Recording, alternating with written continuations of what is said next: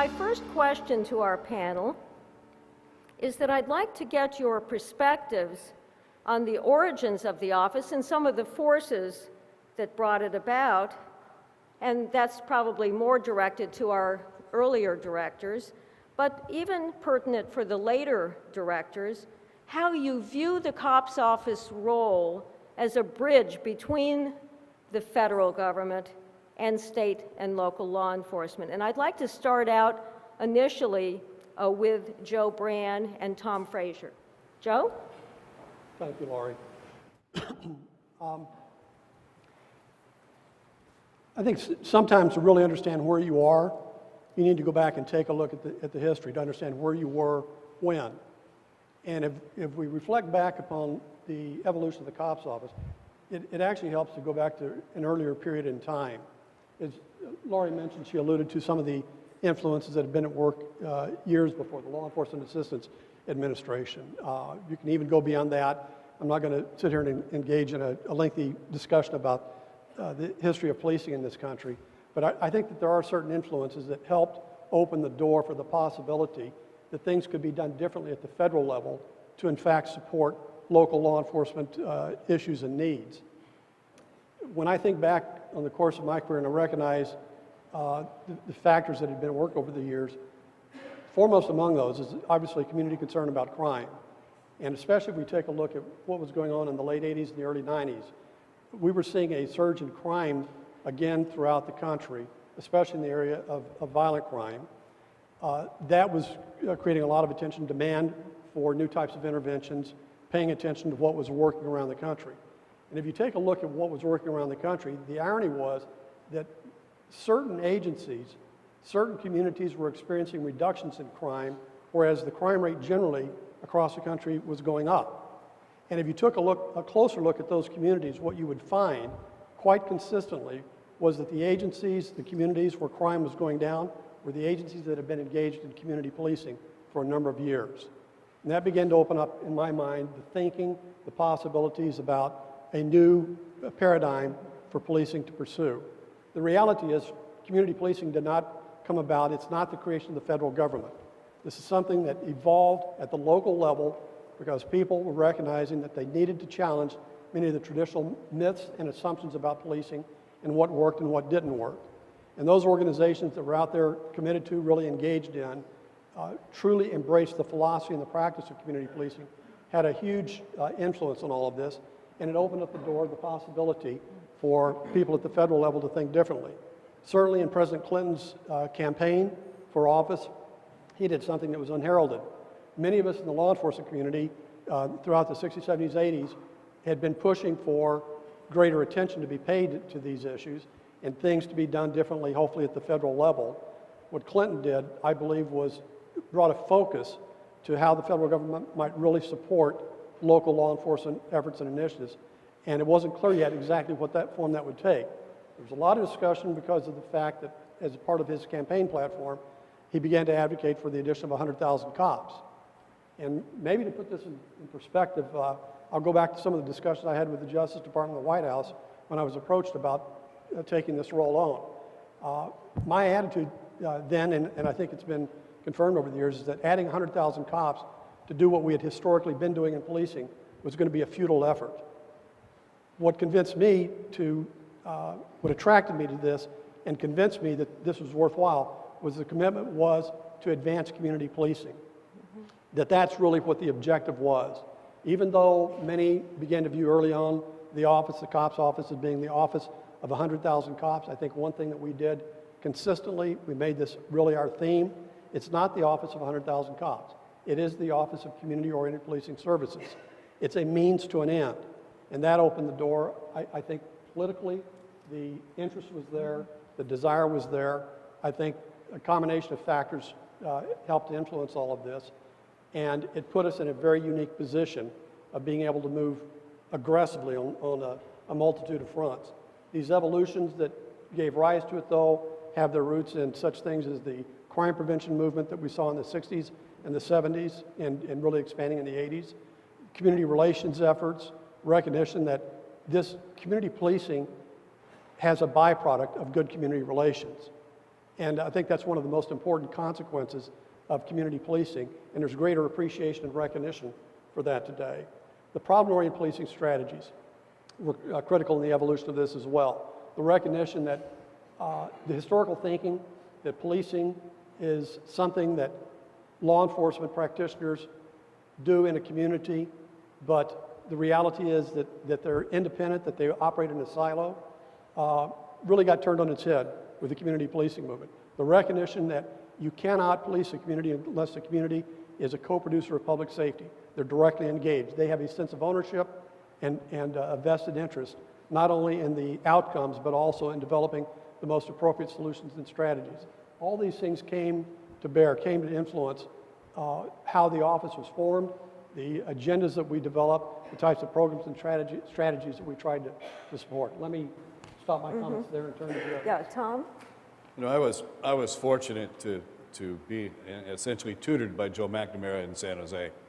And going back to what Joe said, I was a lieutenant in planning and research, and he had sent a group of us around to various cities in the country that he felt also understood the community-oriented policing philosophy. He said, take a look at them and bring back here what the best of is that you see. One of the things that had been discussed prior to that was the formation of a community relations unit inside the police department.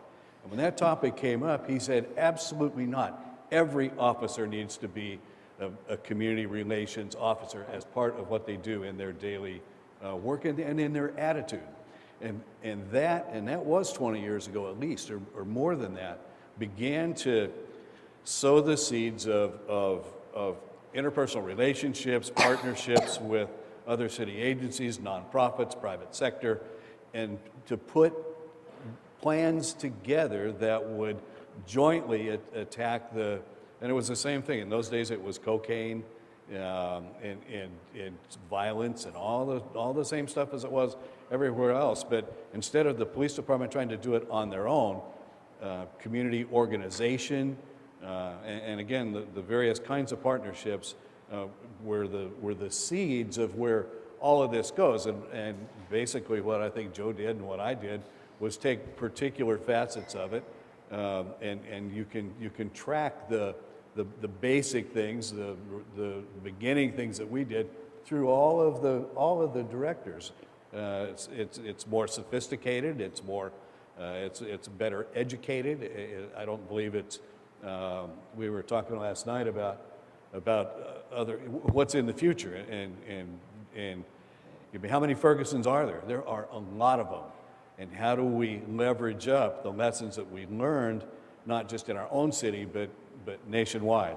And Carl? The cops office evolved out of a 1992 election campaign in which Bill Clinton promised that he was going to commit 100,000 officers to the street. In that election, his opponent, George Bush, had already committed 50,000. So many people may not recall that crime was an issue in that 1992 election. And it was a result of rising crime rates in the late 80s and, of course, early 90s. If you go back to the LEA days, though, I'm a person who had to write those grants. There were hundreds of thousands of dollars of LEA grants. I can tell you they were cumbersome and had to be dealt with at the local level and the state level in many cases. The money came through the state, drifted down to the localities, and it took a lot of time to get it into the field. And I think there's some skepticism by Congress about approving another big grant program that addressed all the criminal justice arenas like the LEA did. The COPS office was very unique, though. Number one, it was very focused. It was very focused on law enforcement, 100,000, and advanced community policing.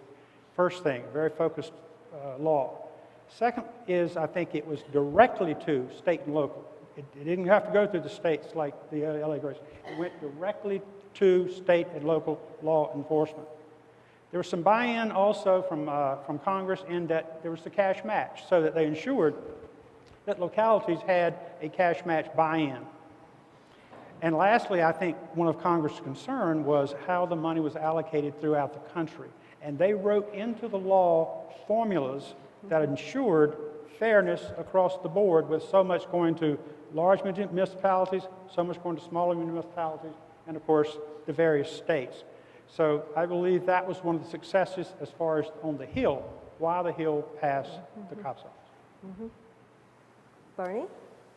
You know, in addition to the grants and to the hiring efforts that have been discussed and the things that went before it, I think there was actually a bigger driver, and I'm not even sure initially. The focus in the 90s was about crime and about reducing crime and about society's fear of crime. If you remember that same election, underneath that, crime was the discussion of crime was a buzzword for the discussion about race. And race was about a connection between police and the societies that they serve. And the truth or falsity of the Constitution is very often determined by the officer on the street. And there was some recognition, and I think it's grown over the last 20 years, that the role of, when you discuss about what is the role of the federal government and how should they be involved in local policing, the arguments against the COPS office have generally come down to two things. A political objection to should the federal government be involved in local policing issues, and a financial issue, a financial question about is this in fact a good expenditure of federal resources. And this is just my take, but if in fact the only issue was how many officers we had on the street, those arguments might have more validity. The reason that they don't, and the reason that the office, I think, is here in spite of efforts, is exactly that bridge between the federal government injecting the philosophy of constitutional policing, of evidence-based policing, of commitment to the rule of law into an environment that historically was always locally driven. And I think that focus is probably, in my opinion, the office's greatest contribution to society. Ron? I'd like to probably start where Barney just left off, because I think that is the focus of the future, and it has been the focus for my administration, is that idea, what role does the COPS office of the federal government play with regards to policing? To really better understand it, we have to take a look at our industry. So we don't have 1 or 2 departments. We don't have 50 large state departments. We have, and this number changes quite often, 13 to 17,000 individual, municipal, county police departments in the United States, ranging from 2 officers to 40,000 in New York, with the average, I think, being less than 20 in the United States. So the role we play is, I think the COPS office is really there to assist local law enforcement, and it's our presence and our contribution that allows this form of governance to actually sustain. Because a department with 2 officers does not have the capacity to do research, to do planning, to develop evidence-based practices, to understand constitutional policing from a training point of view, implementation point of view, lessons learned. But through the COPS office, we can learn from what happened in Ferguson, we can learn what happened in Oakland, Cincinnati. We can go all over the country, take those best practices, share them with the small agency, so that when I travel the road, my family travels the road, going with the issue of equity, especially with regards to race, that I can expect a certain level of treatment no matter where I drive, where I go, because it should make a difference whether it's NYPD or whether it's 2 officers. So I think the real strength of this program is, in one sense, people fought against it because it seemed that we were just supplanting or supplementing local incomes or local budgets, if you will. But to me, it's really significant if we want to keep the governance at a local level, which I think all of us appreciate, embrace, and want to do that, then you have to have a federal entity that can be the link to ensure that all of the agencies have that kind of connection to research, the best practices, that we can learn from each other, that we can convene. And it's really, as I became the COPS director, started traveling around this country, as you mentioned it really got reinforced more and more. And I started realizing just how much our services are needed in the field. You have a very progressive leadership in policing right now. You have a new generation of police leaders that are emerging that are very impressive. And they're looking for the knowledge, they're looking for some guidance, they're looking for assistance. And I think to the extent that we can do that, if we can do an after action on how to handle mass demonstration, then we can learn it from across the board. If we can do a collaborative forum in Las Vegas that Barney led Now we have Phoenix PD telling me that they're using that as a template to evaluate their own uses of force. But that doesn't have to just be those two major cities. It can be in East Palo Alto that a use of force will still spark a demonstration or riot just like anywhere else. If Sanford, Florida and Ferguson have not taught us anything, is we can no longer think that policing challenges will simply be in urban centers and major cities. That all these cities, these 13,000, are exposed to the same challenges as New York, Philadelphia, or Chicago. And in many cases, because they're smaller, they may be even simmering even hotter and a little bit more intense, waiting to be exposed. So I really think our goal for this new round of this evolution of community policing is to really be the conduit between the industry, the science, the best practices, and how it can be implemented. I think one of the strong ways we do that is our convenings. We can translate quite frankly, translate a 300-page document from our academic partners and turn that into operational policies and practices that the chiefs can embrace, they can implement, they can train officers on and understand why and how and the benefits of doing it. So I think that's going to be the strength in the future of the COPS office, is the ability to really support the governance structure we have in this country with regards to policing, so that we can have a department with 2 officers, but they have the backing of basically the entire industry, because all the lessons learned can be at your fingertips if you're the chief of police. Well, Ron, that's actually a very good segue to my next question, which goes to priorities. When we think about the COPS office at the beginning, the mission was pretty clear. Joe, you touched on this. It was 100,000 cops. And then there was community policing. Oh, by the way, can you also do community policing? But, you know, at the beginning, it was kind of a simpler mission. And then the mission broadened and became more nuanced. And I want to turn to each of you, and we'll jump in the middle with Carl and then go around. What were each of your priorities when you came in, and how did they evolve? When I first came to COPS office, I came to work on September the 4th, 2001. And so 1 week later...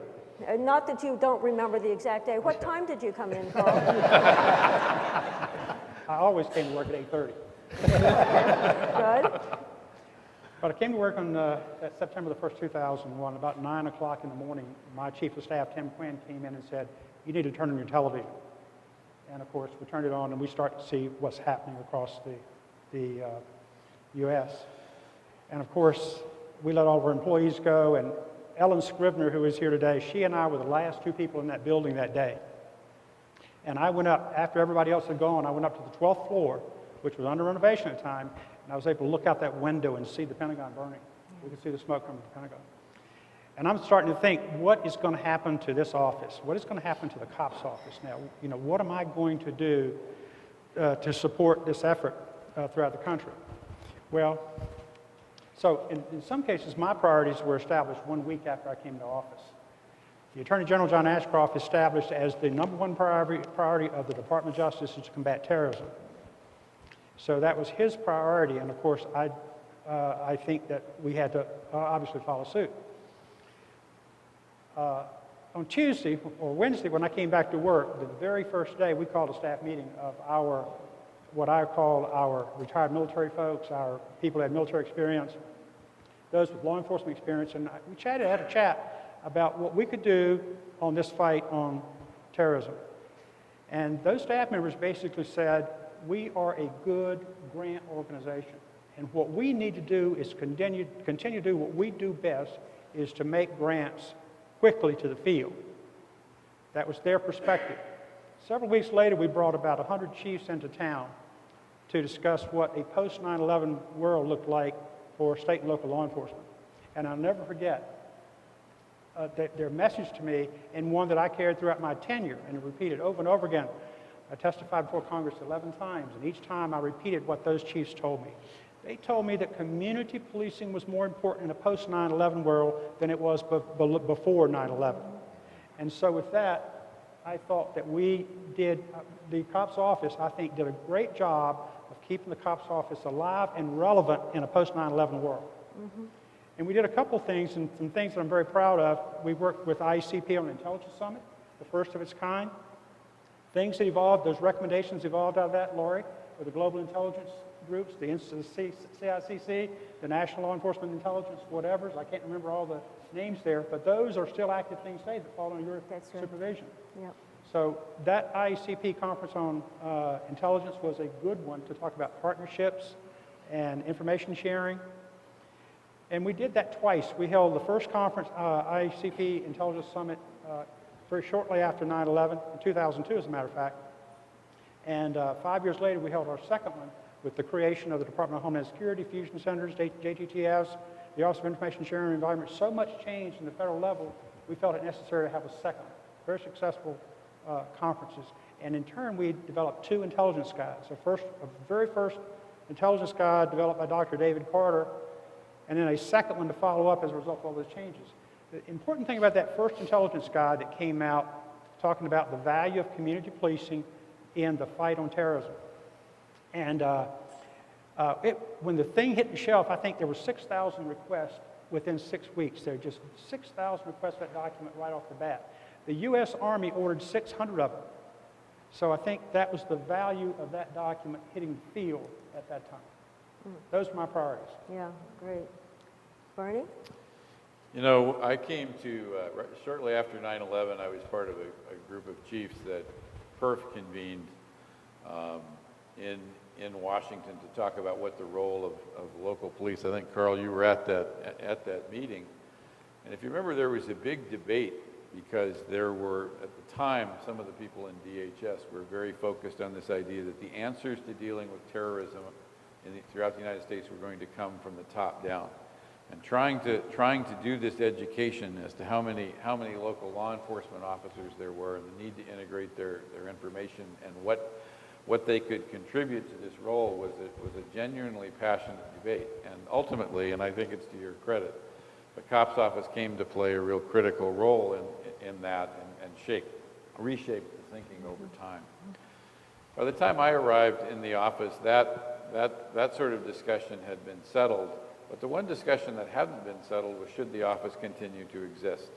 And it seemed very unfortunate that every year we had to have this debate. I think twice while I was the director, we were zeroed out of the budget and had to fight our way back into it. And that seems to have passed. So just institutionalizing the office so that its role and its value would continue was certainly one of my priorities. And another one was to make the office, everybody knew that we were a good grant-making agency. People were less really aware of the training and technical materials that we had to provide. And I think, especially in an era of declining total dollars, we needed to figure out how to have those dollars address specific community problems. And we went through a lot of work. And of course, as everybody that was in the COPS office at the time knows, those discussions were really quite simple and without any controversy whatsoever about what should we do with the dollars and how could we maximize the impact in the field.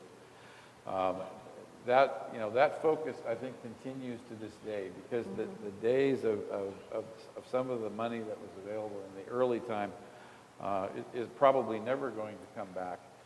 And the Fergusons and the Sanfords and those issues that are there, figuring out how the COPS office can utilize federal dollars, how the Justice Department in total can utilize federal dollars to sort of leverage that change is going to be an ongoing discussion.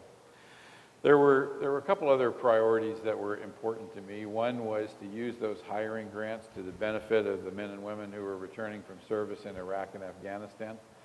I'm incredibly proud of the veterans preference that we introduced into the hiring dollars.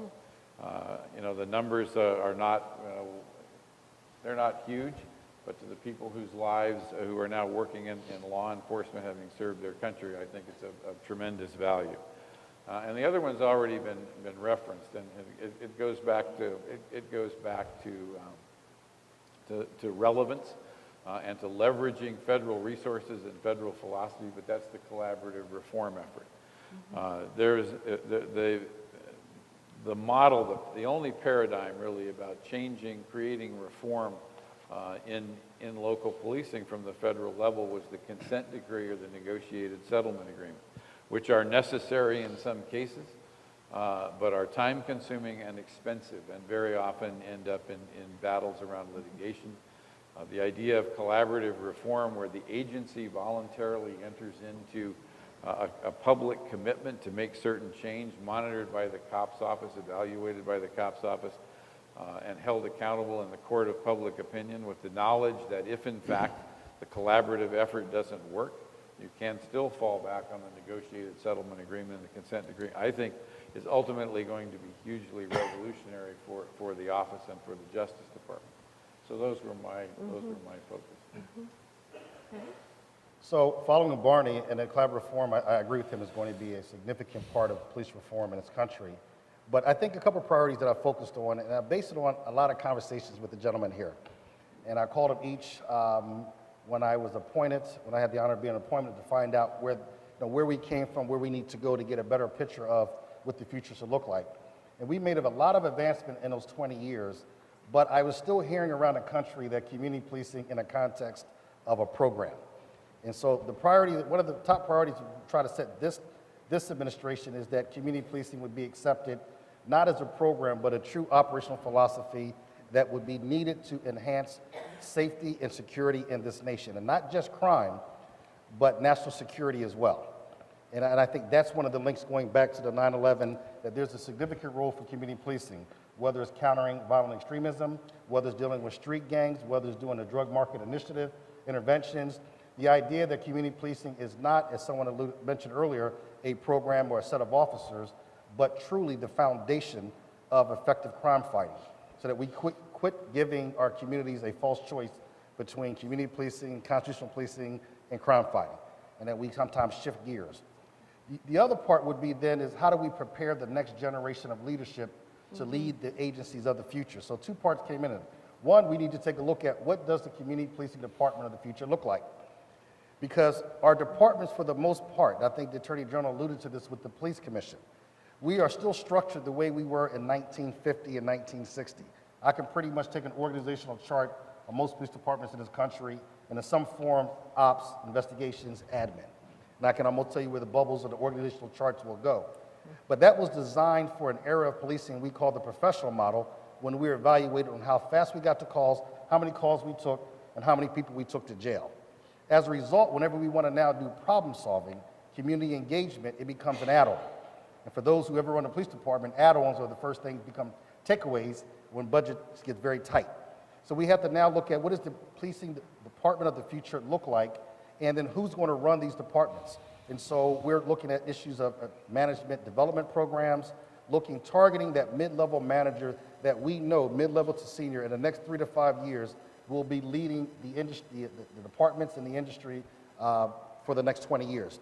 So that has been a focus, is really looking at the future, looking at, I agree with Barney about the relevance. So the other part of that would be not just collaborative reform, but how do we provide a service to the community? And I think one other goal that I have right now is aligning the COPS office with the priorities of the administration, so that we don't operate outside the administration, we don't operate different from the administration.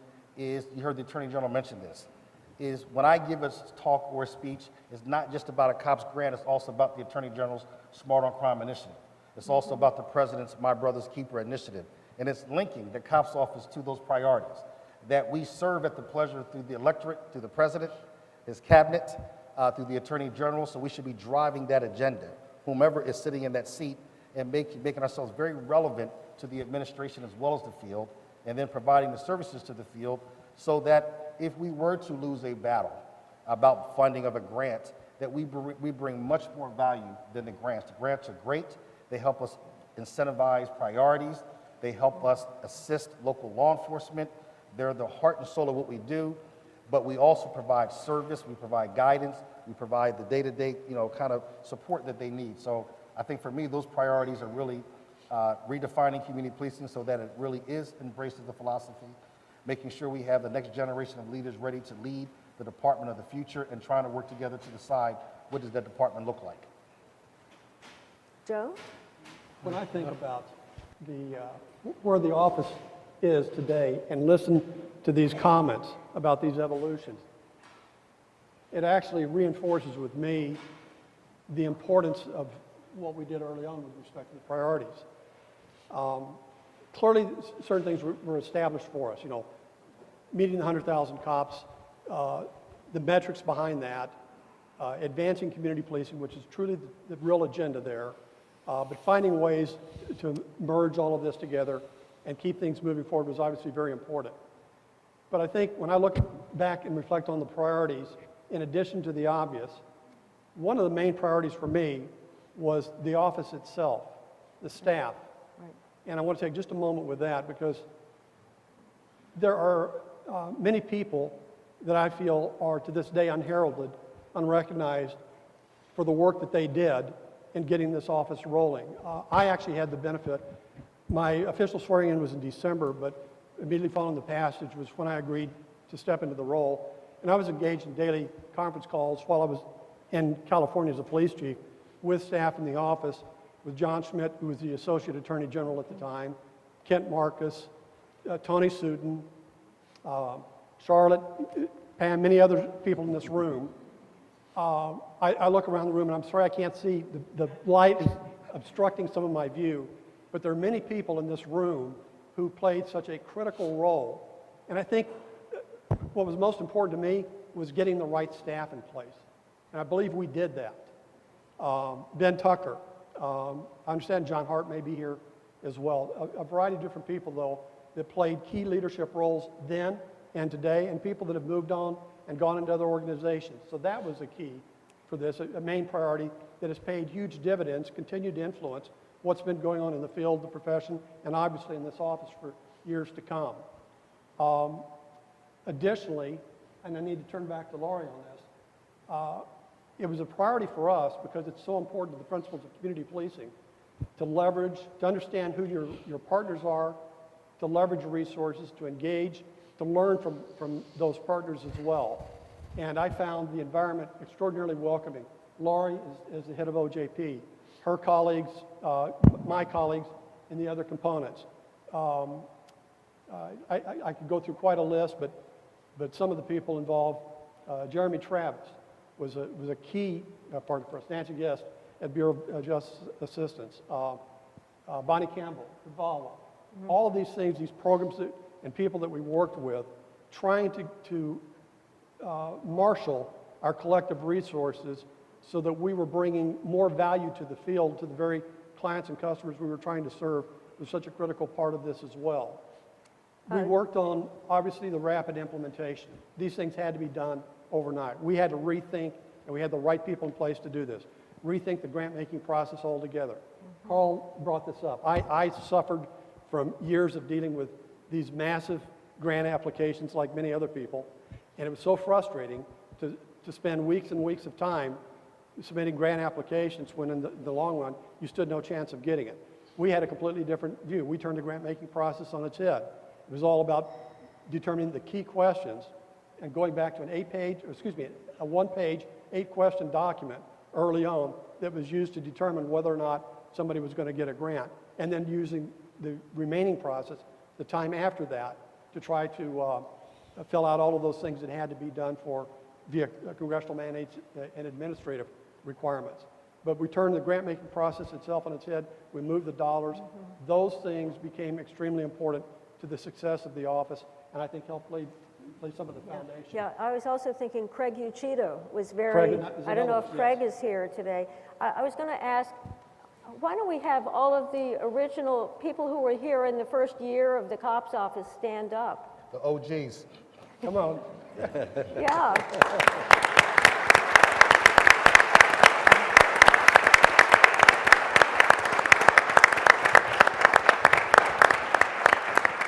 Yeah, I mean, that was really an exciting time. I remember, and I have to say, Joe and I met on kind of a weekly basis. I remember you're coming over to our house at Christmas that year because Joe was away from his home in California, so we wanted to take him in. But there were some, trying to corral our controller's office into being cooperative and But we tried to keep the lines of communication open. But yeah, there were a lot of fundamentals. And Joe, you were so stalwart and your staff in trying to work through that. But it was kind of getting the house put together. Well, another thing too, I should acknowledge is that Laurie was kind enough to actually provide space for us at OJP because that's where we worked out of in the early days of the program. Yeah, before we didn't even have office space. Before your home over on Vermont. Vermont, yes. How could I forget?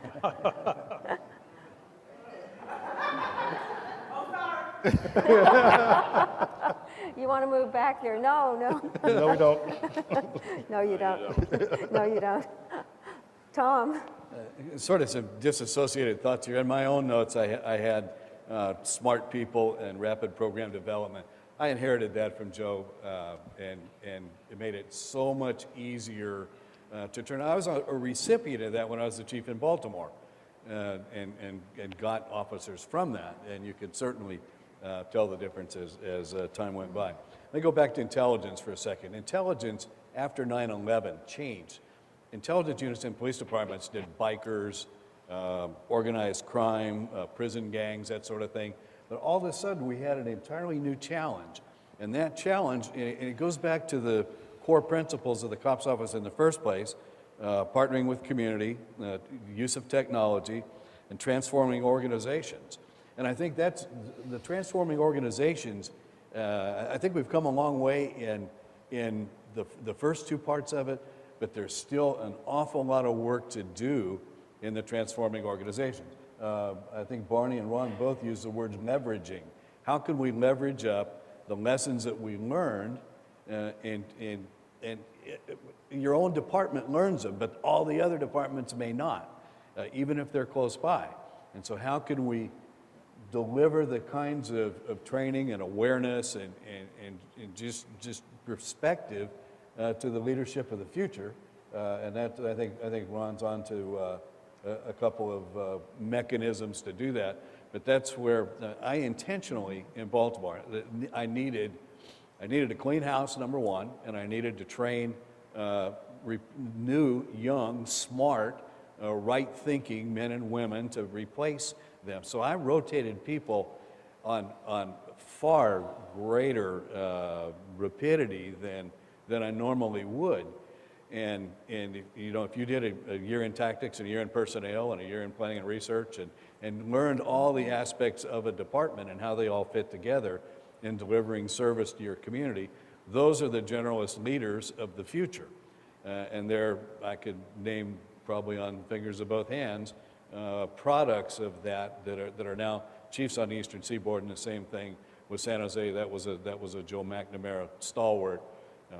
That's why Laurie said I had commanded every bureau.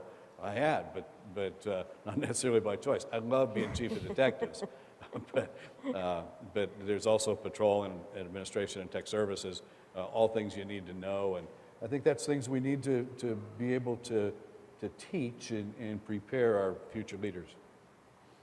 Great. Now I want to turn in a slightly different direction. I think we know that the COPS office has played a significant role in supporting training for law enforcement.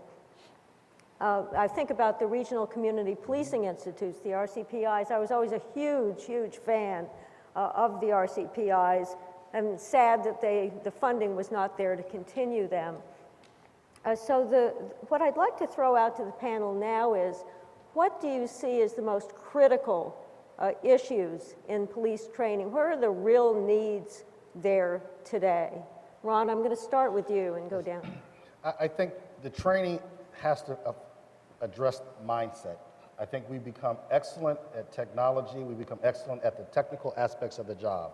How to enter a dwelling, how to execute a search warrant. We need to get more not into how but why. Not if we can we, but should we. And start changing the mindset of why we're here. What does policing in a democratic society truly look like? What is the role of a police officer in a democratic society? I think recent issues are now surfacing really reinforce that until we address that, then we take a risk every time something happens. So I think training now has to get to, I won't say the heart and soul, but it has to get into the mindset of the people that we're trying to train. And I don't think we can make any assumptions anymore, because on the one hand, the Attorney General was right in saying that we are seeing declines in incarceration rates at the same time as crime rates. On the other hand, when we get to the mindset and understanding why people do things, we have such disparities with regards to incarceration rates that it should be a national outrage of how many people we take to jail and how it is disparate for young men of color and the lack of opportunities that such policies create. So as we start training, we have to start recognizing that the men and women we're training, one, are very intelligent. They're coming from a very analytical generation. They can handle the truth, that we should empower them and trust them, but hold them accountable and get to the mindset of why we do what we should do and make them a part of the outcome. So it's not simply to say I enforce the law. Know that the outcome of that enforcement may be more than just simply the handcuffs on a perpetrator or a suspect. It may be the deterioration of an entire neighborhood. It may be other things. And I think we're still struggling on how to define that training. You mentioned fair and impartial training, I think, is the beginning. It's a beginning that get officers to understand implicit bias. Procedural justice training that started, I want to say, probably on Barney's watch with people like Tom Tyler and Tracy Mears and others to really get to understand why people comply with the law. But I'm just thinking back to my days, and I think a lot of us probably do this. You think back to when you were a 21, 22-year officer and what drove you, what made you excited, what brought you value as a cop. You were doing, and many use the phrase, but I'll say it, doing God's work, and you know you were doing the right thing for the right reason, and you really never thought about the outcomes. And if you would have questioned my mindset, I would have been insulted by it. But we need to really get people to see the larger picture, to look at the mindset, to redefine the role of policing in a democratic society. And I think the future training, has to focus on that as much as the technical aspect of how to do the job. When I came in this business a long time ago, there was a lot of discussion about war on crime and war on drugs, and truth be told, it was probably war on society in some way. There was what was called and is called the sort of the warrior model of training and the warrior model of policing. And it emphasizes, and not without reason, it emphasizes officer safety, it emphasizes tactics, it emphasizes procedures, but it does not emphasize, to pick up on what Ron said, the guardian model. The idea that it is local police who are the guardians of the Constitution, that are the people who determine the truth or falsity of a democratic society, particularly in poor communities. I remember when I was the chief in Pasadena, I invited Eldridge Cleaver to speak to the Pasadena Police Department. Some of you are old enough to remember when Eldridge Cleaver was on the FBI's 10 Most Wanted list. And in fact, when he came to speak, he brought blow-ups of his FBI wanted posters so that the officers could get autographed copies, which they all wanted. But while I was meeting with him before his speech started, I asked him, or I commented on the fact that he'd come such a long way from the days when he was in Oakland and he hated the police. And he said one of the most impactful things that anybody has said to me in my career. He said, the truth was in Oakland, we didn't hate the police. We hated the government. He said the police were just the only arm of government we ever saw. And if you think about it, local police are very often the only embodiment of the government, of law, of the Constitution that anybody sees. And the need to make that training shift from the warrior model to the guardian model is absolutely critical. To pick up, Michael Josephson at the Ethics Institute said we had to change the fundamental question in a police officer's mind from can I do this to should I do this? And to me, that is the essence of guardianship. The idea that each officer, each individual officer is tasked with solving problems, with impacting people's lives in some positive way. And we do have to change the organizational chart, and we do have to change the focus of training, because the technical skills are critical. You have to have them. And then you have to be able to ask yourself, why am I doing this, and what is it that's going to come from it? And I should probably stop, because I could go on for a long time. Carl? I just want to back up a minute about Joe, I think that we all benefited from the work that Joe did in laying the groundwork for the office, for the COPS office. Not only the groundwork in terms of the grant process, but the people that he brought in, I think just terrific. So Joe, we all owe you a great gratitude for the groundwork you laid there. Many of those people stayed with me the entire 7.5 or 8 years I was there, and I had a continuity of leadership there that kept me out of trouble and kept the grant process moving very, very smoothly. With regard to training, I think the issue, I believe, is the disconnect between the philosophy, community policing philosophy, the tactics, and the training. So you'll find a chief who is very much a pro-community policing advocate, but then you're going to find the tactics are going to be a little bit different, and you're going to find the training not complying with the philosophy of the chief. So I think merging the tactics and the training together, I think, is very, very important. And I know that Bill Bratton is one of the smartest chiefs in this country, and you can't find anybody more aggressive on tactics, community policing tactics. I'm talking about intelligence-led policing. I'm talking about zero tolerance. I'm talking about hotspots. You name it, Bill Bratton's involved with it.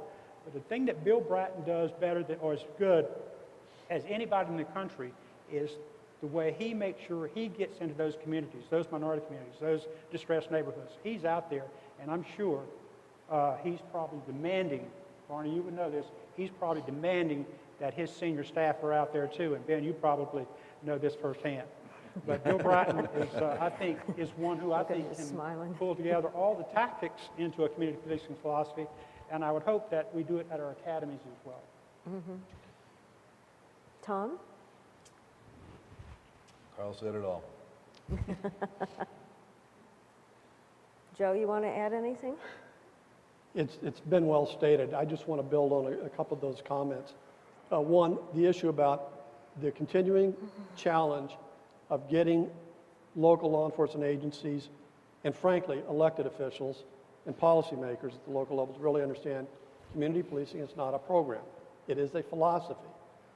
That training around that has to take place, has to continue to be provided and emphasized to move organizations along such that they truly get this and understand that they can do a better job, because this ultimately gets us right back to some of the major challenges today, which I see as being centered around constitutional policing. And I see this in a variety of different ways. Not only have I witnessed it over the years, but in the work that I do in the monitoring arena, working with agencies that are of their own volition, trying to improve organizational performance and management accountability, constantly you find that they do a great job of training officers to do street-level work, to really ensure that they have proper knowledge and skills and abilities to go out there and engage in street-level policing that has to be done. And policing is not always pretty. But oftentimes, as has been acknowledged here by all of my colleagues, there's a disconnect between the overall organizational philosophy and the values that should be driving the organization versus the actual behaviors and the actions out there on the field. And we have to do, as a profession, as an industry, a much better job, and I believe that the COPS office can continue to be critical in this, a critical player. I will go back to the work that was being done several decades ago, Ellen Scribner and her staff in the training and the technical assistance arena. And the focus at that time, some of the foundations were laid with respect to training around leadership, ethics, problem-solving skills, a variety of other things that have constantly evolved and morphed to the point that today we're at a stage that we can do a better job, and I think we can do a better job of connecting with other DOJ components and other entities, public entities and private sector entities that can assist on this front. But I'm going to bring it right back to that point of constitutional policing, I think, is really at the heart of this.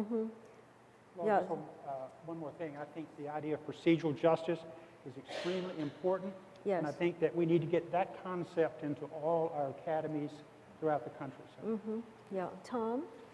Yeah, it comes down to almost changing a culture of a department. Right. And that is not an easy thing to do. The chief is a right-thinking person, but the sergeant that's out there on midnights may not believe in like, don't drink the Kool-Aid, that sort of an attitude. how do you, I mean, if I've been a monitor in 2 cities, the basic sequence is policy, training, and accountability. And if you don't have all 3 of those, that's like a 3-legged stool. Any one of those can make it fail. So how do we structure ourselves to be able to change a culture? And some of it's executive leadership, some of it's mid-management training. But it is a difficult challenge, and I think that's where a good deal of focus is necessary. Yeah, I really agree with you. I think that culture change, not only in policing, but in other parts of the criminal justice system, is absolutely Sure is. essential and really the key to moving forward. But it does bring me to the next question that I want to put to you all, which has to do with hiring, with recruitment. And the COPS office, if we think about it, because it is very connected, the COPS office has been involved with this issue, obviously on the hiring front from the beginning, but also through things like the Hiring in the Spirit of Service initiative, with issues relating to encouraging diversity in hiring, programs to reach out to potential police recruitment populations, and other efforts. So my question to the panel is, what do you see as the future of police recruitment and hiring? What do you see as some of the potentials here? What do you see as the obstacles? And what do you see as the next generation of policing leaders here, and what do they bring to the profession? So I would say with recruitment, the COPS office has a great position in that we can incentivize certain behaviors through our grants with the hiring.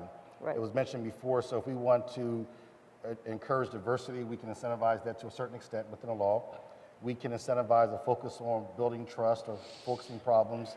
But I think really, the best work we've done, and you mentioned hiring in the spirit of service, and I believe that was probably during Ellen's time, and I think it might have been Carl's time that we looked at that issue of hiring in the spirit of service. I believe you kind of start with the end in mind, a basic Covey principle. And if you start with the end in mind, then you hire towards that end. And so if you're looking for guardians, and that's your mission, then you must hire guardians. If you're looking for warriors, that may be a different candidate. So first, I think law enforcement has to decide where it wants to be, what it wants to be, and how it would like to serve the community, because then you hire people to accomplish that. With regards to diversity, I think this issue, this comes up a lot now because of issues that are simmering around the country with communities of color. But I would tell you as a minority future applicant of any job or past applicant of a job, is a recruitment slogan will not attract me to you. I need to look at the organization and see, one, that that's a place that I will be able to bring value. Two, that I can look at an organization and see me represented at every level of the organization. And three, that the way you're treating the community and people that look like me would reflect something I want to be a part of. So the more we start engaging community policing, the more we will start diversifying, quite frankly, our ranks and file, because people will want to be a part of this. Very few people want to become mavericks and fight for diversity inside organizations. They ultimately are forced into that because of circumstances. And so when I look at a department, if you're looking at a department, you want to be a part of something special. As far as the next generation, I think we really have to acknowledge that in many ways, and I'm going to get in trouble for saying this, but I'll take the risk. This generation and the future generation are much better than we were. They have balance in life. They have activities outside of the job. I used to have bosses for me that went skiing around the country, that would follow the wave. I thought point and blank kind of stuff. They were just, constantly taking 30 days to travel, backpack, but they were healthier. They were more temperate. They're very analytical, but they're also very impatient with regards to excitement and job satisfaction. So in one sense, the recruit of the future is going to be a much better qualified, educated, tempered, more experienced with diversity candidate, but it's going to put pressure on future leadership that simply saying something is not enough, simply saying that having a check should suffice is insufficient, and that you're going to have to spark that kind of energy to keep them involved in your organizations. I think this is probably the most unique opportunity that we will have right here, right now, as we're looking at all the challenges of how to shape the next 20 years, because we do have a generation. Now, if I can say one thing, to Barney's point with the veterans, I think that we need to stay focused on that as well. There are challenges that come with that, but we must be able to support our men and women that are coming back after serving. One request we've made this year is that we can also look at the hiring of civilian employees using COPS funding, so that we can also pick up potentially wounded warriors or those who are serving that may not qualify because of other physical injuries that they receive in serving this country, that they still may want to serve in public safety. That's And great. so I think we really can have an opportunity with our hiring grants to really shape the future of the industry. Barney? Well, at the risk of, as long as you're going to take risks, I'll take one too. I think hiring is the easy part. I think your point is well taken about creating a model of what it is you want and hire to that. I also think your point about civilians is well taken. The issue of hiring to diversity in some ways is more complex because diversity is more complex than it ever was. But at the end of the day, that business of who we hire is far easier to deal with than what happens to those people once they're in the organizations, and how do we address the culture issue so that they do not change. Because one of the great mysteries of policing that no one's ever fully sort of resolved is that if you look at the idealism and the commitment and the general enthusiasm that men and women bring to policing when they come in the door, and what they very often look like 10 years later is hugely, hugely different. And if we don't figure out, somebody said once that culture trumps policy. And it will always trump policy. And there are a number of ideas that have been bounced around for years that maybe it's time to look at how do we do this. We talked about the fact, for example, that there are 13,000 to 18,000 law enforcement agencies in this country. But the number of efforts where there are regional assignments, regional working together, regional promotions, interchange of ideas almost never happens. An idea was floated in California 30 years ago, and I think it had some federal traction as well, which was that much like the service academies that the state of California was proposed, it didn't go anywhere, unfortunately, that would give you a 4-year college education in exchange for 5 years of police service when you were finished. And at the end of that time, you could, essentially, you and the organization could decide whether you stayed in policing, whether you went on to do something else. It was an interesting idea. I think we need to explore things like that. I think we need to look at what it is about police culture that changes those people from the moment that they walk in the door until when they're experienced and they know what they're doing and they're impacting people on the street. That, I think, I think when we talk about hiring, we are also going to talk about retention and about culture change, and I think it's all going to be part of a package. Carl? I think that obviously you want your department to mirror the community in which you're policing. And I think that you need to start early in that recruitment process, maybe as early as high school or sub-high school, where you have criminal justice curricula in high school, where you have community colleges that you can draw from. I think you need to look at cadets and Explorer Scouts to bring in your future staff members.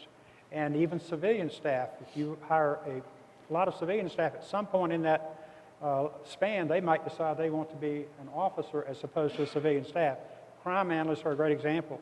You can hire crime analysts maybe and train them at the age of 18, get them their junior college degree or their high school degree, and then they might want to revert to a full-time position. And I think we have to come to grips with what we see as acceptable and unacceptable behavior for a recruit. There's going to be misconduct in many people's lives that still have great potential to be a good officer. And I'm talking about issues of substance abuse or maybe minor infractions with the law.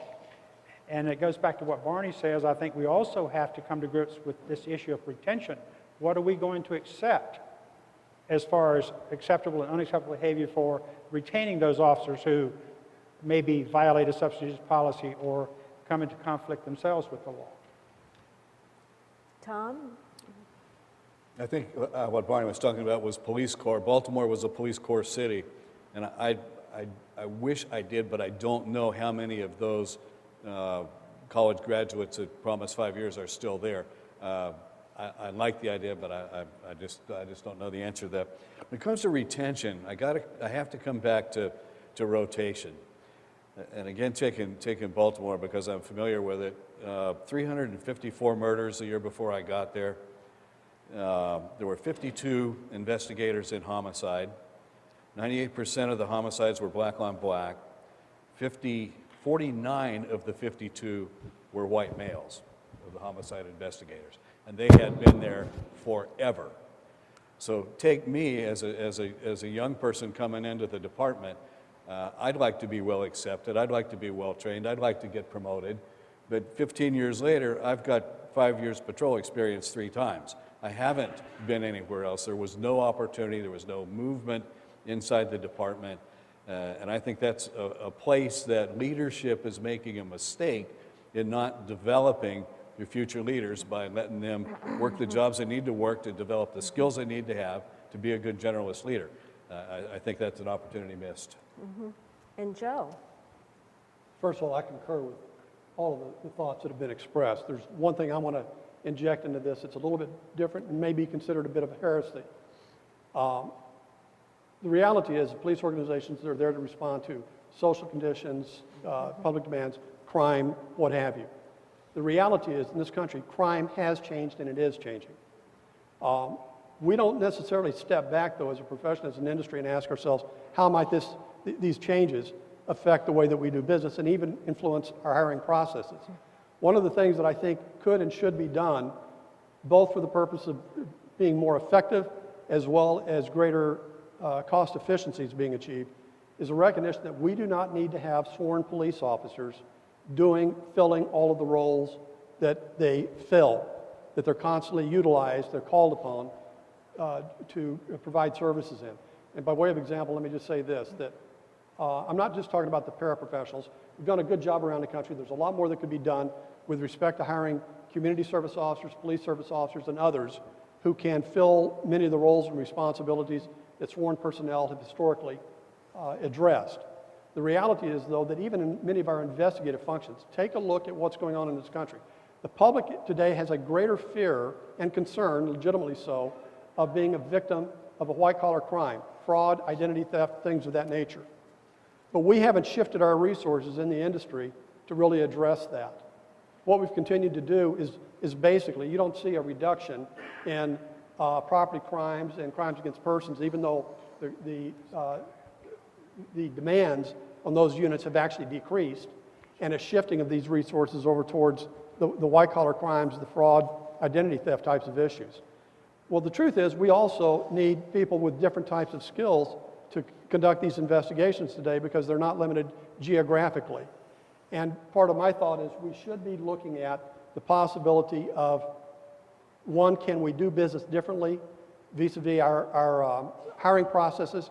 Can we bring in people, as an example, building on Ron's idea, people coming out of the military that may not be physically capable of doing the job that a police officer historically would have done. But they've got certain skill sets, and it's not just the military, it's people coming out of schools and training programs related to computer crimes, things of that nature, that we could bring them in, they could be serving this type of a need, and there actually would be different hiring standards behind that as well. Something else for us to think about. It's adapt our organizations to meet what the public's need truly is today.